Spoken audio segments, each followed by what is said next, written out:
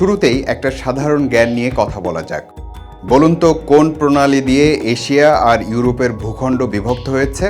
Bosphorus প্রণালী। ইংলিশে straight বা বাংলায় প্রণালী বলা হয় এমন এক নৌপথকে যা মূলত সমুদ্র থেকে শুরু হয়ে এসে একটা জনপদ বা ভূখণ্ডের ভেতর দিয়ে প্রবাহিত হয়ে অন্য একটা সমুদ্র বা জলপথকে সম্পৃক্ত করে। বসফরাস প্রণালী তেমনই একটি নৌপথ যা দিয়ে বড় বড় পণ্যবাহী জাহাজ চলাচল করতে পারে। এটি তুরস্কের ইস্তাম্বুলে অবস্থিত। আন্তর্জাতিক ব্যবসা বাণিজ্যের জন্য গুরুত্বপূর্ণ নৌপথ বসফরাস প্রণালী। এমনকি এটি বিশ্বের সবচেয়ে সরু আন্তর্জাতিক নৌপথ। এই বসফরাস প্রণালী সরাসরি ব্ল্যাক সি এবং মর্মর সাগরকে সংযুক্ত করেছে, এমনকি বিভক্ত করেছে এশিয়া এবং ইউরোপকে। আরেকটি প্রশ্ন, এমন একটি শহরের নাম বলুন যার অর্ধেক অংশ ইউরোপে পড়েছে আর বাকি অর্ধেক অংশ এশিয়ায় পড়েছে। নিশ্চয়ই আপনাদের মুখে হাসি ফুটে উঠেছে, কারণ বুঝতেই পারছেন আমরা তুরস্কের ইস্তানবুল নিয়ে কথা বলছি। হ্যাঁ, আমাদের এবারের গন্তব্য ইস্তানবুল।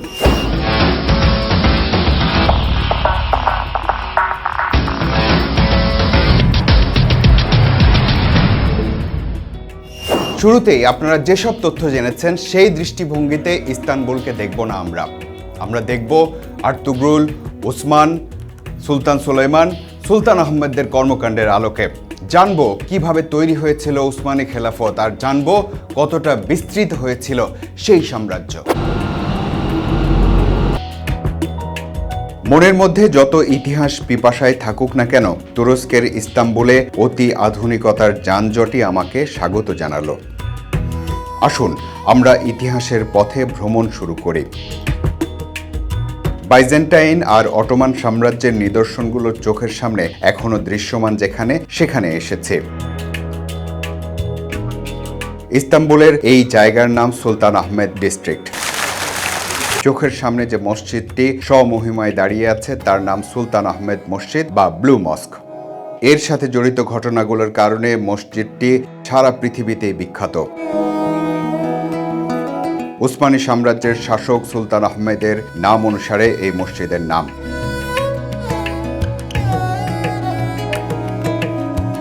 পুরো চত্বরটা অনেক বিস্তৃত। যদি পুরোটা ঘুরে ঘুরে দেখেন তাহলে শত শত বছর পেছনে চলে যাবেন। উসমানী সাম্রাজ্যের উত্থান, খ্রিস্টানদের ক্রুসেড বা ধর্মযুদ্ধ, বহু ইতিহাসের সাক্ষী হয়ে দাঁড়িয়ে আছে এই চত্বরের নিদর্শনগুলো। আজান ভেসে আসছে সুলতান আহমেদ মসজিদ থেকে।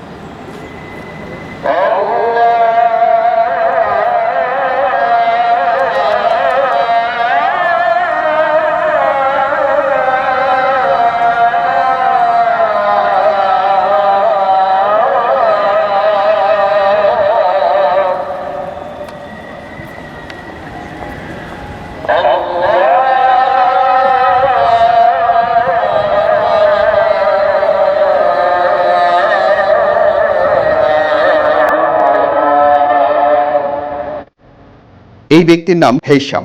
এই উসমানী সাম্রাজ্যের গৌরবোজ্জ্বল ইতিহাসে পদচারণায় তিনি আমাদের সাথে থাকবেন।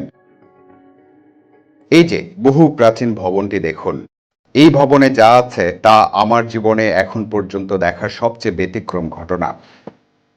এই স্থাপনাটির নাম আয়া সোফিয়া। এটি মুসলিম ধর্মাবলম্বী, খ্রিস্টান ধর্মাবলম্বী, ভ্রমণ পিপাসু উৎসুক মানুষ সবার কাছেই আকর্ষণের জায়গা। আর কেন এটি আমার দেখা ব্যতিক্রম নিদর্শন তা তো আপনারা সরাসরি দেখবেনই। একদিকে তাকালে আয়া সোফিয়া, অন্যদিকে ঘাড় ঘোরালে সুলতান আহমেদ মসজিদ। এই মসজিদকে আরো কাছ থেকে আরো ভেতরে গিয়ে দেখব আমরা, জানবো সেই আর্তুগরুল গাজী আর ওসমান গাজীদের পরের পুরুষেরা কিভাবে দুনিয়ার অন্যতম বড় একটা সাম্রাজ্য গড়ে তুলেছিল। এখানে ভ্রমণ করতে আসা মানুষেরা প্রাকৃতিক সৌন্দর্য দেখতে আসে না, এখানে যা আছে তা দেখতে হলে আপনার ভেতরে জানার আগ্রহ থাকতে হবে। পর্যটকরা তাই গাইড বই নিয়ে খুঁটিয়ে খুঁটিয়ে দেখে, কোনো কিছু যেন বাদ না পড়ে যায়।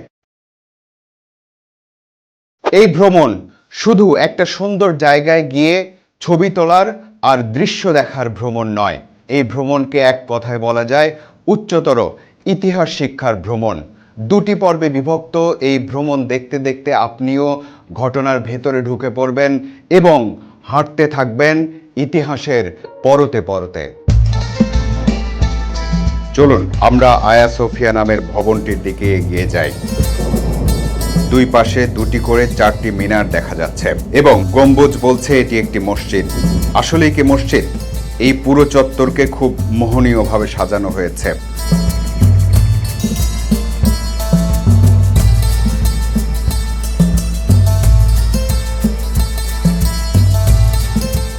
ইতিহাসের ভারে যেন ভারাক্রান্ত না হয়ে পড়েন, তারই জন্য এসব আয়োজন। এই স্থাপনাটির উচ্চারণগত নাম হাজিয়া সোফিয়া বা হাগিয়া সোফিয়া। তুরস্কের লোকজন বলেন আয়া সোফিয়া, ল্যাটিন ভাষায় বলা হয় স্যাংটা সোফিয়া এবং ইংরেজিতে বলা হয় হলি উইজডম। আমাদের মনে হয় এখন ভেতরের আশ্চর্য দেখতে যাওয়ার সময় এসে গেছে।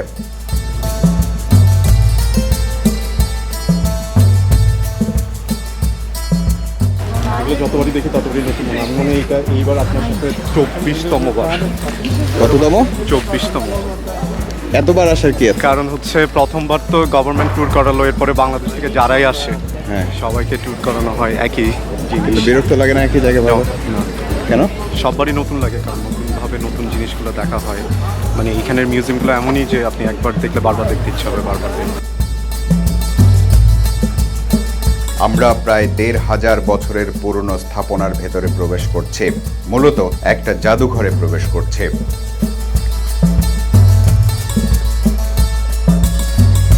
সব বাইজেন্টাইন আমলের উপরের দেয়ালগুলো।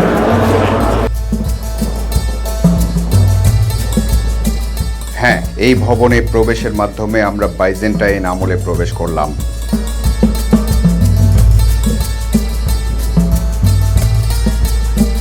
ঠিক কবে এই বাইজেন্টাইন সাম্রাজ্যের যাত্রা শুরু হয়েছিল তা নিশ্চিত করে বলা কঠিন।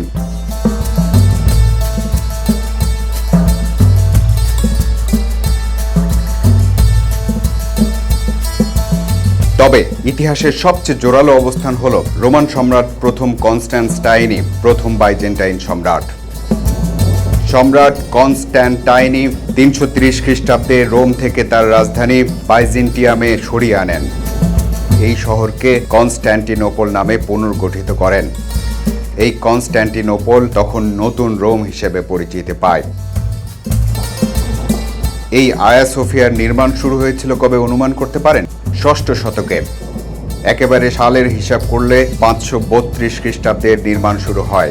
5 বছর পর 537 খ্রিস্টাব্দে শেষ হয় এর নির্মাণ।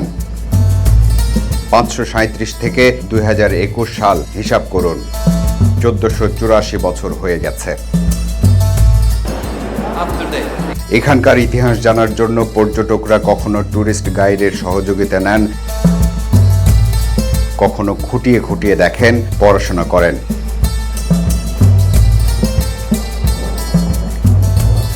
বাইজেন্টাইন সম্রাট জাস্টিনিয়ান প্রথম, তার আদেশেই কনস্ট্যান্টিনোপলের খ্রিস্টান ক্যাথেড্রাল হিসেবে এটি নির্মিত হয়। এটি প্রায় 1000 বছর ধরে বিশ্বের বৃহত্তম ক্যাথেড্রাল হিসেবে রয়ে গিয়েছিল। তারপর 1515 সালে স্পেনের সেভিলে এর চেয়েও বড় ক্যাথেড্রাল নির্মিত হয়। এই যে ঝাড়বাতিগুলো দেখছেন, এগুলো নাকি সেই বাইজেন্টাইন আমলের। এখানে একই সাথে মাতা মেরির কোলে শিশু যিশু খ্রিস্টের ছবি আর আল্লাহু মুহাম্মদ লেখা দেখলে চমকে উঠবেন। এটাও কি সম্ভব? এটাও সম্ভব কিনা সেই প্রশ্নের উত্তর জানতে গেলেই হাজার বছরের ইতিহাসের পালাবদল জানতে পারবেন। সেই বাইজেন্টাইন সাম্রাজ্য, অটোমান বা উসমানী সাম্রাজ্যের শত শত বছরের ঘটনা প্রবাহ সামনে চলে আসবে। মুসলমানদের বিরুদ্ধে খ্রিস্টানদের ক্রুসেড বা ধর্মযুদ্ধ এর গুরুত্বপূর্ণ একটা অংশ। এইটা এবার মনে হচ্ছে যে অনেক পুরনো, শত শত বছর আগে ফিরে যাচ্ছে। এবং আমরা যাব স্টেয়ার না, মানে স্লাইডিংয়ের মতো করে। হ্যাঁ, কীরকম এটা? এটা স্টেয়ার্স না, স্লাইডিংয়ের মানে ঢাল টাইপের। ঢাল টাইপের সিঁড়ি। জি, বাইজেন্টাইন আমল।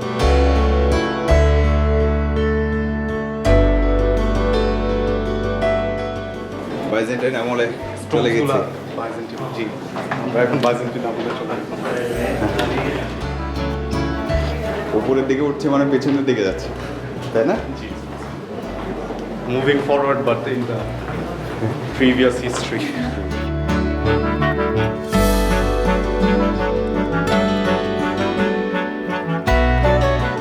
এই আয়া সোফিয়ার সাথে সেই সময়ের ধর্ম আর রাজনীতির ইতিহাস অঙ্গাঙ্গিভাবে জড়িয়ে আছে।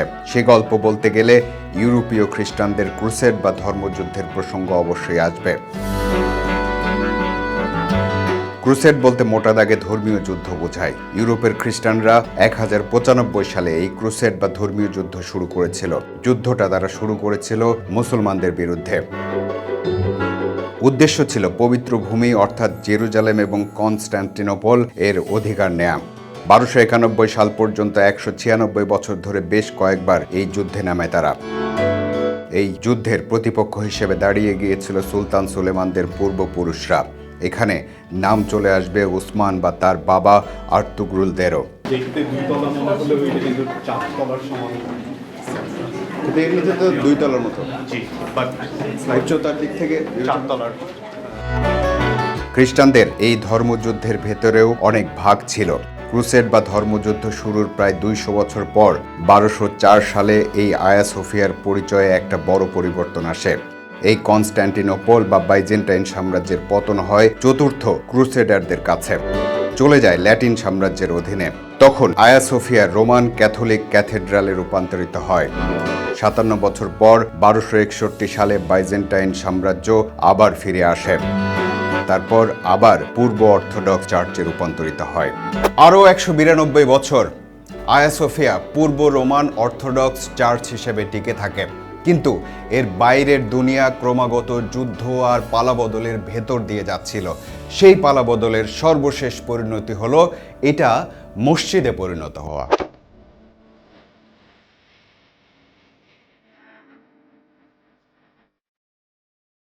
বলছি আরও 192 বছর পরের কথা। 1453 সাল। তখন কনস্ট্যান্টিনোপলের পতন হলো উসমানী সাম্রাজ্যের উত্তরসূরিদের কাছে। অটোমান বা উসমানী সাম্রাজ্যের তৎকালীন শাসক ফাতিহ মোহাম্মদ সুলতান এসে আয়া সোফিয়াকে মসজিদে রূপান্তরিত করেন। মূল স্থাপনা ঠিক থাকে, বদলে যায় ভেতরে বাইরে মিনার মিম্বার থেকে শুরু করে অনেক কিছু। 1574 সাল থেকে 1595 সাল পর্যন্ত সুলতান মুরাদ তৃতীয় এর সময়ে এই মিম্বার শুক্রবারের জুম্মার নামাজ পড়ার সময় ব্যবহার করা হতো। কিছুক্ষণ আগে শোনা কথা থেকে বলেছিলাম যে আয়া সোফিয়ার ভেতরের মোম জ্বালানো ঝাড়বাতিগুলো সেই বাইজেন্টাইন আমলের। কিন্তু এবার আমরা একেবারে সঠিক তথ্য জানব। এখানে বলা হয়েছে এই ল্যান্টার্ন বা ঝাড়বাতিগুলো ষষ্ঠদশ শতকে হাঙ্গেরি বিজয়ের পর সেখান থেকে নিয়ে এসেছিলেন সুলতান সুলেমান। অবাক ব্যাপার হলো এখানে দেখে চোখ জোড়ানোর কিছু নেই। কোনো একটা জিনিস দেখে অবাক বা আশ্চর্য হয়ে হয়তো সামনে এগিয়ে যাবেন, তারপর একটু পরে মনে হবে হায় হায়, আমি তো শুধু দেখলাম, বিস্তারিত কিছু জানলাম না। তখন হয়তো আবারও দৌড়ে ওই জায়গায় ফিরে যাবেন। এই দুটিকে মোমবাতি মিনারের পাশে।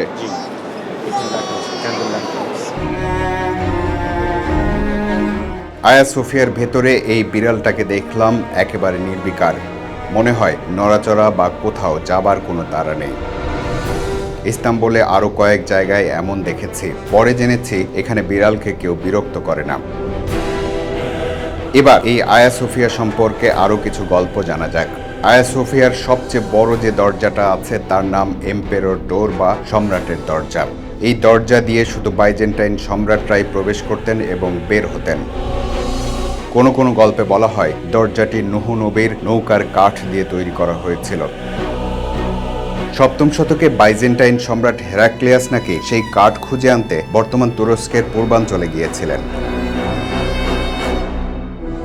আচ্ছা বলুন তো, আপনারাও কি আমার সাথে প্রায় ১৫০০ বছর আগে চলে গিয়েছেন?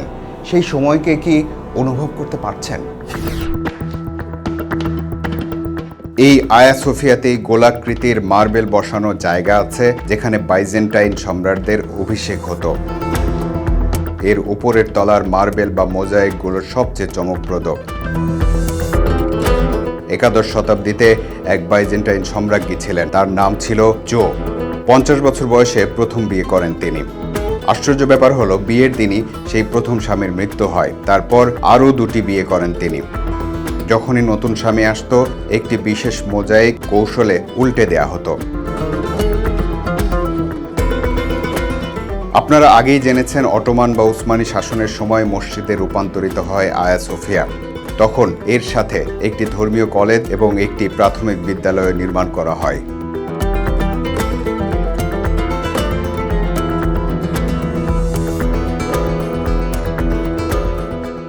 সবচেয়ে আকর্ষণীয় যে পরিবর্তন হয়েছিল তা হলো অষ্টাদশ শতকে আয়া সোফিয়ার ভেতরে উসমানী সুলতানদের জন্য একটি বিশেষ স্থান তৈরি করা হয়। কোনো সুলতান সেখানে এসে নামাজ পড়ে গেলেও কেউ তাকে দেখতে পেত না। দেখুন, একটা স্থাপনা শত শত বছরের পুরনো হলে তার সাথে কত জীবন, কত উত্থান পতন আর পালাবদলের ঘটনা জড়িয়ে যায়। সেই শত শত বা হাজার বছর পর যখন আমরা সেগুলো বোঝার চেষ্টা করি তখন কিছুক্ষণের জন্য হলেও মাথার মধ্যে ভিন্ন ভিন্ন চিন্তা কাজ করে। আয়া সোফিয়ার দোতলা থেকে সুলতান আহমেদ মসজিদের গম্বুজগুলো দেখা যায়। সেটি নির্মিত হয় ১৬১৬ সালে। এখন শুধু দেখে রাখি। সেই মসজিদ সম্পর্কেও জানার আছে বহু কিছু। এই আয়া সোফিয়া চত্বরের ষষ্ঠদশ এবং সপ্তদশ শতকের ৫ জন উসমানী সুলতানের কবর আছে। তারা হলেন সুলতান মেহমেদ তৃতীয়, সুলতান সেলিম দ্বিতীয়, সুলতান মুরাদ তৃতীয়, সুলতান ইব্রাহিম প্রথম এবং সুলতান মোস্তফা প্রথম। ১৯৩১ সাল পর্যন্ত আয়া সোফিয়া মসজিদ ছিল। তারপর ৪ বছরের জন্য এটি বন্ধ হয়ে যায়। ১৯৩৫ সালে তুরস্কের ধর্মনিরপেক্ষ সরকার এটি খুলে দেয় আবার, কিন্তু তখন মসজিদ নয়, এটি পরিচিত হয় জাদুঘর হিসেবে।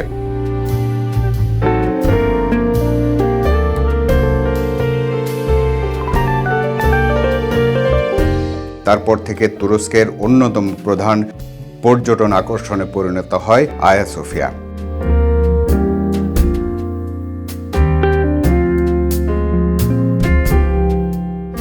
সর্বশেষ ২০২০ সালের জুলাই মাসে আয়া সোফিয়াকে সম্পূর্ণভাবে মসজিদ হিসেবে ঘোষণা করা হয়। আমি সেখানে গিয়েছিলাম ২০১৫ সালে। এই কারণেই এমন বিরল দৃশ্য দেখার সৌভাগ্য হয়েছিল। পরের পর্বে আমরা সুলতান সুলাইমানদের বসবাসের প্রাসাদে ঢুকব। সেই প্রাসাদের সাথে উসমানী খেলাফতের বিস্তৃত ইতিহাস জড়িয়ে আছে, আর সেখানে রাখা আছে আমাদের প্রিয় নবী হযরত মুহাম্মদ সাল্লাল্লাহু আলাইহি সাল্লামের ব্যবহার্য বিরল অনেক সামগ্রী।